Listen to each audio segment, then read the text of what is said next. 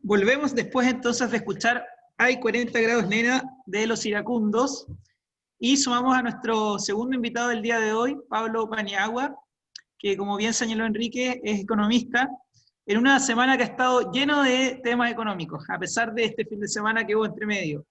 Ayer el Banco Central presentó su informe de política monetaria, más conocido como IPOM, el último del año. Además, Microsoft señaló que va a invertir una cantidad nunca antes vista desde los 28 años que está en Chile. Y además, como si no fuese poco, ya lo he dicho anteriormente, hoy comienza las solicitudes del segundo retiro del 10%. Así que Pablo, mucho gusto, un agrado tenerte acá. Y nos gustaría entonces partir probablemente con la noticia del IPOM, que trae tantas buenas como malas noticias. Cuéntanos qué te parecen los resultados, las apreciaciones del Banco Central. Hola Marcelo, gracias por invitarme, gracias Enrique, gracias Alberto, gracias a todos por invitarme, así que feliz de estar aquí. Bueno, sí, claro, de hecho la semana fue un poco interrumpida, pero está llena de noticias económicas. El IPOM, bueno, el informe que hace el Banco Central fue como uno de los principales temas económicos. Y bueno, yo creo que el informe del Banco Central es bien honesto, un poco optimista, pero bien honesto respecto, por ejemplo, a la contracción que vamos a tener este año, la contracción económica. La estiman entre los 6,25 y 5,75. Yo pensaba que iba a ser como 5,5, pero va a estar depende de si hay una segunda ola y de cuán intensa va a ser la segunda ola ahora aquí en diciembre, pero dentro de todo va a estar en ese rango. Y que yo creo que es un número, si viene un número malo, no es la contracción de este año, si lo miramos a nivel regional, Chile lo hizo muy, muy bien en ese sentido. Si ajustamos como por contracción y por muerte y por todo lo que ha ocurrido lamentablemente, Chile en comparación con otros países lo hizo relativamente súper bien. La contracción económica no fue tan mala como en otros países. En Perú tuvieron una contracción enorme.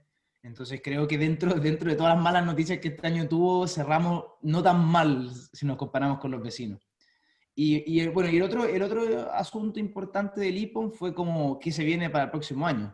Y ahí yo creo que el Banco Central fue un poco optimista. Creo que ellos estiman que el próximo año vamos a crecer como entre el 5,5 y 6,5. Y bueno, yo creo que es un poco optimista. Yo creo que va a ser más en torno al 4,5. Yo creo que dejaron el techo un poco basado, como se dice, pero sin duda vamos a tener un crecimiento económico considerable, pero yo creo que es transitorio. Y bueno, también hay mucho ruido de por medio. El próximo año va a ser un año con mucho ruido electoral, constitucional, el tema de la violencia, el tema del virus. Entonces, es difícil hacer pronósticos, pero yo creo que va a estar dentro en el rango entre los 4 y el 5%, vamos a crecer. Entonces, en ese sentido, el IPOM fue bien honesto, quizá un poco optimista, y bueno, dejaron las tasas de referencia extremadamente bajas de aquí hasta mayo del próximo año, creo. Entonces, las condiciones crediticias van a seguir siendo bajas, y la economía en teoría deberíamos tener un buen año dentro de todo. El precio del cobre está alto, deberíamos tener un buen año dentro de todo. Mira, Pablo, a mí lo que me llamó la atención de hoy día en un diario de circulación nacional que mostraba las curvas, las barritas, esas que tú dices, en rojo hacia abajo, hasta el 5 y tanto, 6 y tanto, y después una recuperación rápida del 2021, pero el 2022 3%. O sea, me habría, pues, sin tener conocimientos de economía, me habría parecido más lógico que hubiera sido primero 3% el 2021 y 5% el 2022, o sea que fuera creciendo, pero tener una segunda caída, me gustaría saber cuál es tu explicación de eso. Yo creo que más que nada porque al reabsorber a toda como al reiniciar la máquina, porque las inversiones van a volver, se van a volver las recontrataciones, hay como mucha actividad que no está siendo ocupada. Entonces cuando se ocupa rápidamente, hay generalmente como una aceleración económica considerable, y después como generalmente los países vuelven a su como a su tendencia normal. Nosotros, lamentablemente, Chile tiene un PIB, lo que los economistas le llaman el PIB tendencial, que es como el crecimiento esperado promedio de Chile, en torno al 2%. Entonces, estos crecimientos como de 4, 5, son como externalidades o shock positivos, pero después generalmente los países tienden como a sus líneas promedio. Entonces, lo que ocurriría es que Chile va a empezar a ocupar toda esa materia que está desocupada por este año, y entonces va a generar un boom, pero luego en los próximos años deberíamos volver como nuestra tendencia, lamentablemente, que está en el torno del 2-3%. Perfecto, muchas gracias, lo entendí perfecto. Oye, Pablo, dentro también de las cosas que uno está viendo, y que también vimos con el primer retiro del 10%, es que obviamente hubo un shock, especialmente por el consumo, que significó para mucha gente casi como que las personas que decían que el retiro era una mala política pública estaban equivocados, y en realidad había servido para la economía. Entonces, bueno, obviamente me gustaría escuchar tu opinión respecto a eso, y también ver un tema que hace un tiempo atrás te leía en una columna respecto al tema de la deuda pública, y cómo también la deuda pública va a aportar a que este crecimiento del 6, 5, algo que se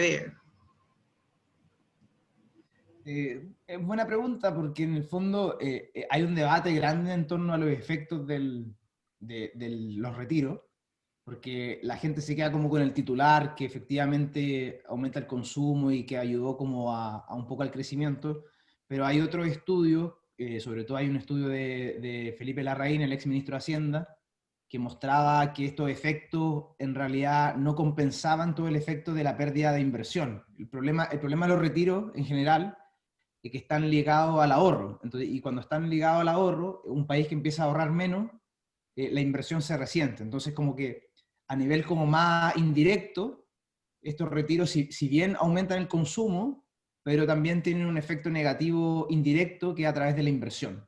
Entonces, por lo menos Felipe Larraín argumenta que ese efecto dañino en la inversión es superior a este aumento del consumo.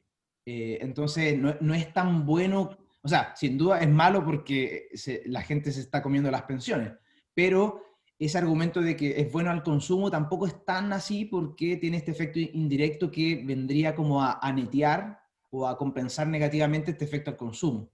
Y de hecho, bueno, hay que también decir que el segundo retiro lo va a ejercer un porcentaje de la población que no lo necesita para consumo directo. La mayoría de la gente que va a hacer los retiros son gente que están en un sector medio alto, que no lo van a necesitar tanto como para urgencias de hoy en día. Entonces se estima que mucho de ese retiro, el Banco Central lo estima, va a ser parte de ahorro. Entonces no va a estimular tanto el consumo como el primer retiro. El primer retiro sí tuvo ese efecto. El segundo dicen que no va a ser tan intenso como el efecto del primer retiro. Entonces, en el fondo, a lo que yo quiero ir es que el efecto es más ambiguo de que la gente cree. La gente se queda con el titular de que va a mejorar el consumo, pero tiene efectos por otros lados que hacen que la cosa no sea tan grito y plata como creen. Los elementos que influyen en ese PIB tendencial que tú dices, yo creo que tienen que estar, por ejemplo, presentes las inversiones de largo plazo. Y a mí me llama la atención que ha comenzado a repetirse China como un actor importante en la inversión en diferentes grandes industrias del país. Según algunos dicen, ya China se compró África, ahora le toca América del Sur, digamos. Y la otra cosa es que también el diario nos decía que Chile recuperó el primer lugar de inversiones en ¿cómo se llama?, en proyectos medioambientales, en proyectos de energías limpias. Entonces, yo te quería preguntar por esas dos cosas, si no, con esos dos tan buenos anuncios, no se va a cambiar quizás este PIB tendencial tan bajo del 2%. Claro, o sea, si bien la inversión extranjera y que vuelva gente a invertir en Chile sin duda ayuda a mejorar las cifras eh, coyunturales de año a año, pero como el PIB tendencial de un país lo determinan como los factores de producción, los recursos humanos, como el contexto más institucional, como las reglas del juego a nivel como más general. Entonces, estos anuncios son más coyunturales, no vendrían a cambiar el PIB tendencial. El PIB tendencial lo determina más que nada como la acumulación de capital, el nivel de ahorro, como el capital humano que tiene el país, etc. Y bueno, las reglas del juego. Y en medida que no solucionemos esos problemas de más largo plazo, ese PIB tendencial va a seguir bajando. Y de hecho, si uno ve la estimación, Chile pasó de tener en los 90 un PIB tendencial como de 6%, hoy día tenemos un PIB tendencial como de un 1,8%. Es decir, en 20, 30 años tuvimos una caída brutal de nuestro PIB tendencial. Y el mensaje como de esa caída es más que nada que, para mí, yo lo interpreto como que perdimos la capacidad de generar crecimiento sostenido. Perdimos la receta mágica que quizá tuvimos por distintos factores, pero el punto es que tenemos que replantearnos eso. Yo creo que va a ser un debate, no solo el constitucional, sino también el debate de largo plazo también es cómo podemos hacer que ese PIB tendencial genere crecimiento sostenido en el largo plazo, que yo creo que es un debate que ha quedado rezagado en la política pública. Y ahora con el tema de China, sin duda es interesante que la inversión china vuelva, esté en Chile. Hay que hacerlo con cuidado, pero yo creo que las instituciones chilenas son buenas. Tenemos la Fiscalía Nacional Económica, tenemos cierta institucionalidad, a diferencia de nuestros vecinos. Tenemos una institucionalidad que es bien responsable en esas materias y hacen su trabajo súper bien. Entonces yo creo que yo no soy tan contrario a la inversión china por el hecho de ser China. Y en ese sentido yo creo que la institucionalidad chilena es bien responsable y va a aceptar cuando cumpla con los requisitos que todos los demás cumplen. Perfecto, perfecto. No sé si Alberto quiere hacer algún comentario, alguna pregunta. No, yo me muevo en otro campo, pero si me permite una cosa, la industria del transporte aéreo y todo lo que está asociado a la industria del transporte aéreo en China, ya que estamos hablando de China, en este momento es tremenda. Las grandes plantas de productora de aviones como la Airbus, por ejemplo, está produciendo aviones en China, al mismo tiempo que China ha desarrollado su propia industria aeroespacial, digamos, y muy fuerte, muy grande, muy interesante lo que está pasando ahí. Sí. Qué bueno, porque yo no sabía que la industria china es capaz de generar diferentes calidades de productos, ¿no? O sea, a lo mejor aquí tenemos una discusión con Pablo, pero personas que han estado allá en misiones empresariales me contaban, claro, usted quiere comprarse un Caterpillar, vale $12.000, pero no, es que el acero es muy delgado. Ah, bueno, tenemos uno de 18.000. Pero es que uno siente uno más pesado, bueno, tenemos uno de 22.000. O sea, la industria china se adapta de acuerdo a lo que esté dispuesto a invertir el comprador. Y en ese sentido, entonces, tienen calidad de diferentes tipos de calidades para diferentes tipos de clientes. Yo creo que eso les da una flexibilidad muy grande y uno se queda con la caricatura de que si es chino es de lata y es malo, digamos. Pero eso no es así, ¿o no, Pablo? No, sin duda lo que ha hecho China es un poco lo que hizo Corea en los años 90 también, ¿no? Yo me acuerdo cuando era más joven, me acuerdo cuando recién llegaban los autos coreanos y la gente como que decía, no, son coreanos, son de mala calidad, y hoy día Kia es considerada una marca enorme y de alta calidad. Entonces lo que ha hecho China ha sido eso, primero supieron copiar barato, y después supieron copiar con mucha calidad, y ahora el gran desafío de China es dejar de copiar y empezar a crear. ese es como, yo creo que el gran desafío que tiene China para las próximas décadas, es cómo ser fuente de innovación endógena, sin tener que copiarle a Apple o a Airbus, como ellos generan innovación desde adentro. Y ese es un desafío interesante que va a tener China en el futuro. Y en ese sentido pareciera ser que China está más adelantada que Estados Unidos en 5G, por ejemplo, ¿no? Sí, de hecho, China trató de adjudicarse el 5G en Chile. Una de las grandes, porque nosotros licitamos la red de 5G, creo que al final se la adjudicó una empresa japonesa. Pero los chinos estuvieron ahí hasta el final tratando de adjudicárselo. Y ellos a nivel como tecnológico están, como a nivel de redes tecnológicas, ellos están jugándosela para ser los players más grandes del mundo. Salvaje. Oye, Pablo, volviendo un poco a Chile, nosotros en la primera parte estuvimos hablando de aviones, de la industria, una industria tan bonita como es la de la aviación. Y ahí podemos ver también que la aviación se ha visto bien afectada en estos tiempos de pandemia. Y probablemente va a costar, no sé, mi apreciación, que va a costar que vuelvan a retomar el ritmo por las distintas regulaciones, por los distintos temores que también las personas naturalmente van a tener de saber. ¿Cómo ves tú también el retorno o el regreso de la normalidad o de la posible normalidad para el 2021, para esta industria, para otras industrias como el turismo, que también hemos tratado de ver o hemos estado viendo en estos días que el gobierno o los gobiernos han tratado de darle mayor flexibilidad para que no terminen de morir? Sí, buena pregunta.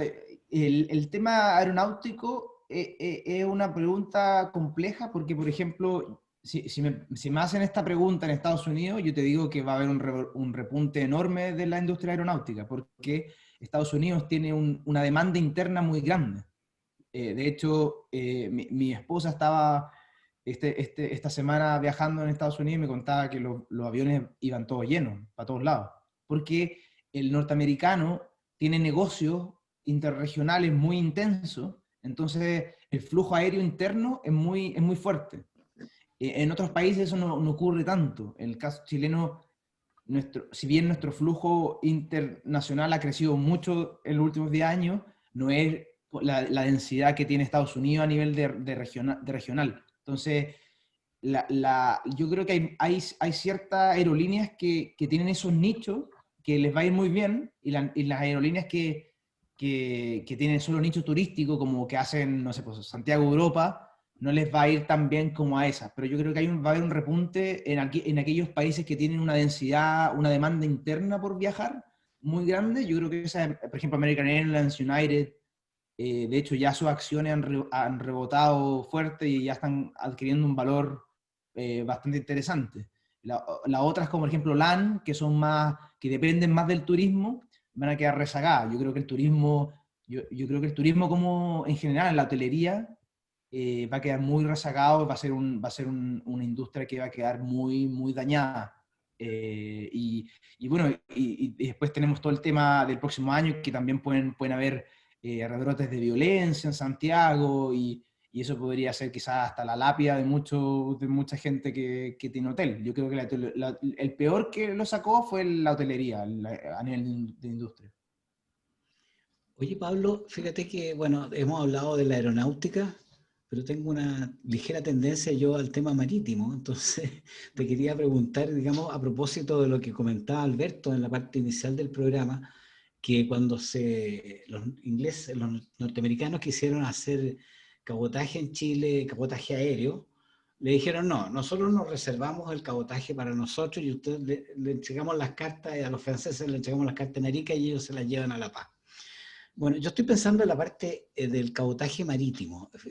Tenemos las carreteras atestadas de camiones en una sola ruta a nivel nacional, y tú sabes perfectamente que un buque puede llevar lo que pueden llevar 500 camiones.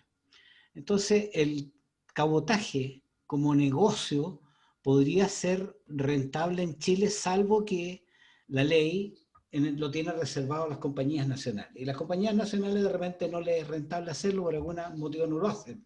Entonces estamos perdiendo esa oportunidad de tener un sistema diversificado.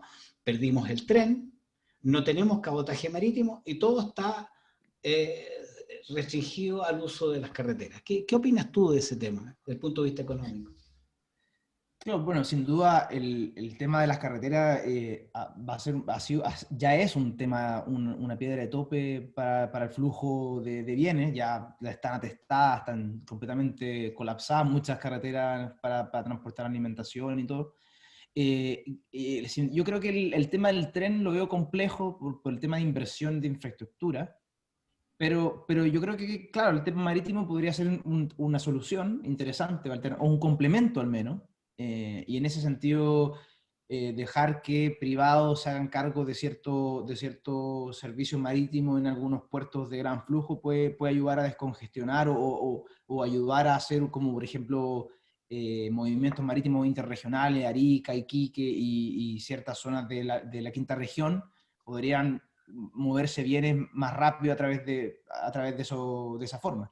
Yo creo que un proceso de liberación, es una buena idea, yo creo que un proceso de liberación y abrir a la competencia a que hayan como servicios privados marítimos para como hacer de complemento a las carreteras, yo creo que podría ayudar a movilizar bienes de forma más rápida. Sería una interesante manera de complementar o de solucionar el problema que tenemos con las carreteras hoy. Bueno, se nos está yendo el tiempo, Marcelo. No sé si, Alberto, tú tienes una cosa que plantear. Sí, ojalá que arreglen luego las carreteras. Yo vivo a 40 kilómetros de Santiago y hay veces que demoro 1 hora. Claro. No, sí, Y no tengo la posibilidad marítima. Bueno, pero ya vienen los autos, los taxis voladores. Esos son taxis drone que van a desplazarse, digamos, por rutas especiales y yo creo que hay un problema para aeronáutica. ¿Han pensado ustedes en ese tema? Porque el otro día tuvimos acá en el programa Loreto Guerrero, que es de la Asociación Chilena de Helicópteros, presidente de la Asociación Chilena de Helicópteros, y nos hablaba de que es una cosa que se está viendo principalmente para transportes de ciudades atestadas, y para eso califican, creo que Sao Paulo, Santiago y Ciudad de México. Entonces, lugares donde se puede experimentar lo que se va a hacer en Francia, que de las ciudades satélites al centro van a volar en drones aéreos. Mira, drones de pasajero, perdón. Yo creo que el progreso tecnológico es de tal velocidad que va sorprendiendo a las organizaciones. O sea, yo pasé 45 años de mi vida metido en la Dirección General de Aeronáutica Civil, de manera que de pronto tú te ves con barreras incluso intrainstitucionales. No, esto no se puede hacer, esto no está normado. Y la verdad de las cosas es que el progreso tecnológico va delante de la norma. Entonces muchas veces tenemos el adelanto y no sabemos cómo, ni siquiera sabemos cómo normarlo, qué hacer, porque alguien va a tener que ordenar la circulación de drones, ¿no es cierto? Bueno, eso ya está relativamente manejado hoy día por la DGAC, pero ya con personas, el taxi aéreo, la cuestión se va a complicar y va a ser interesante. Son desafíos, pues son los desafíos que tienen todas las organizaciones que están en la vanguardia tecnológica. Pero sería interesante una opción a tener como buses interurbanos, pero drones interurbanos que pueda movilizar gente desde las periferias de Santiago hacia los lugares internos de Santiago, puede ayudar a descongestionar la ciudad de forma notable. Si es bien normado, puede ser una alternativa súper eficiente al Transantiago, que ya está muriendo. Bueno, esta administración trató de ponerle la lápida al Transantiago, por distintos motivos no se ha podido, pero yo creo que tarde o temprano le vamos a poner la lápida al Transantiago porque fue un fracaso. Y los drones quizás de aquí a 5 o 10 años más pueden ser una opción para solucionar ese problema. Oye, una cosita antes del cierre. Yo creo que esta pandemia trajo algo, que es el teletrabajo. Ahí se va a producir una cuestión inmobiliaria, ¿cuántas oficinas van a quedar desocupadas? Porque yo creo que no vamos a volver al trabajo anterior. La economía que eso significa para las empresas, para la industria, para el fisco, no tener que gastar en ascensores, en alimentación, en transporte de la gente. Ojo, hay una dimensión económica en el teletrabajo. No he leído nada con respecto a algún estudio que diga esto significa tantos miles de millones de pesos o de dólares, pero es un tema interesante. Yo creo que va a cambiar mucho nuestro hábito de transporte y de vida, digamos. Bueno, yo vi un letrerito ahí que decía que ya nos teníamos que más o menos despedir. Sí, nos va quedando muy poco. El tiempo se escapa entre los dedos. Y bueno, lo que quería yo es preguntarles a Pablo y a Marcelo que hagan un par de comentarios. Yo también tengo una buena noticia al final que contar para nuestras amigas auditoras. Pablo, por favor. Comentarios de cierre. O sea, yo creo que, como bien dijo Alberto, una de las cosas que sin duda hizo la pandemia fue acelerar muchos procesos que ya venían ocurriendo de forma paulatina. Por ejemplo, el teletrabajo, los coworking, tener las reuniones virtuales, todo este tema que antes venía como tanteándose. Yo creo que la pandemia ha acelerado muchas tendencias que ya venían, y en ese sentido, por lo menos algo positivo que ha tenido todo esto es eso, que consolidó esas formas de hacer las cosas. Yo creo que en cierto sentido van a ser buenas, y mirando el vaso medio lleno de este año. Muchas Sí. gracias, Pablo, por tu comentario. Yo muy brevemente, sí, solamente viendo las cifras económicas y todas estas cosas que estamos viendo, es tratar de invitar a la gente a ser responsable muchas veces, y hay un tema que lamentablemente no alcanzamos a conversar, pero que tiene que ver con la deuda pública. Muchas veces creemos que Chile es un país rico, que tiene para gastar, y la verdad es que estamos bastante lejos de eso. Entonces, la invitación también es a tener un poco de conciencia respecto al tema de la deuda pública y cómo nuestro país se está endeudando sin tener esa capacidad o perdiendo esa capacidad de crecimiento. Bueno, junto con agradecer a Alberto Fernández y a Pablo Paniagua por su presencia hoy día, quería decirles que la buena noticia viene de la mano con la innovación, que es la verdadera ruta para el progreso. Hoy tenemos el agrado de destacar a dos chilenas, Magdalena Echeverría y Trinidad Lira, quienes sacaron adelante el proyecto Envuelve, pero es Envuelvi, es como un juego de palabras con el inglés de bee de abeja, que crearon un recubrimiento de naturaleza vegetal hecho de tela y cera de abeja, que reemplaza al muy usado film plástico, que siempre hay que algo en un platito, se le pone un film encima. Bueno, este ahora va a ser de tela y de cera de abeja. En internet, Magdalena había visto este invento de una australiana y ambos lo llevaron a la práctica con mucho éxito. Y otra buena noticia para nuestras auditoras es que por primera vez una mujer piloto naval de Estados Unidos, Amy Bauer-Schmidt, fue designada comandante de un portaaviones nuclear. ¿Qué tal? Bueno, será hasta el próximo jueves, queridos auditores de Radio Portales, la primera de Chile.